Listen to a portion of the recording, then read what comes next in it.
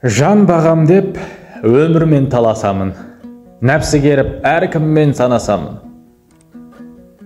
Жалған сөйлеп кей жанмен жарасамын, ойлап тұрсам біреулерден биік болып жүргенмен көп адамнан аласамын.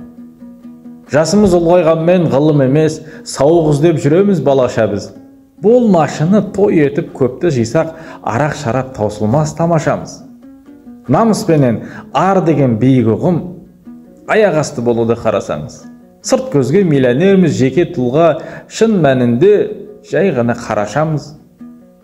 Барын жазып Құранға қойса да қалдыруды ойлаймыз жаңаша із.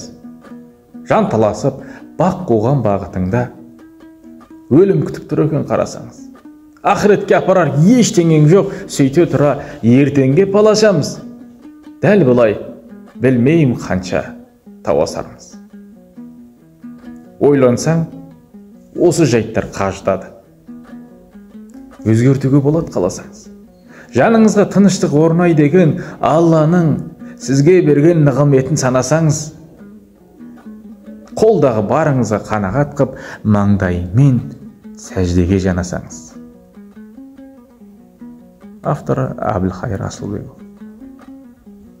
Яғни өзім қоғамдық ортаның кейбір келеңсіз жағдайларын көрген кезде, айналада болып жатқан түрлі келеңсіз мәселелерді көрген кезде қынжылып, ой түйіп, шумақтайтын әдетім бар. Сіздерге өлең шумақтарым ұнаған болса, кері байланысқа шығып, пікір қалдырыңыздар. Сіздердің пікірлеріңіз мені шабыттандырады. Шын. Қаласаңыздар, сіздерге де өлең арнап бере аламын. Түрлі тақырыпқа, түрлі жасқа, қолымнан келгенінше. Бірақ енді алдын ала айтып қоюларыңыз керек. Неғылдеймін, елім заман жұртымыз тыныш болсын, жақсы күндеріміз көп болсын, жақсы адамдарымыз көп болсын. Пайғамбарымыз саллаллаху алейхи уассаламнан келген бір хадис бар, өзі айтқан. Адам баласы қадірін білмейтін екі нығмет бар, оның бірі денсаулық, екіншісі бос уақыт деп.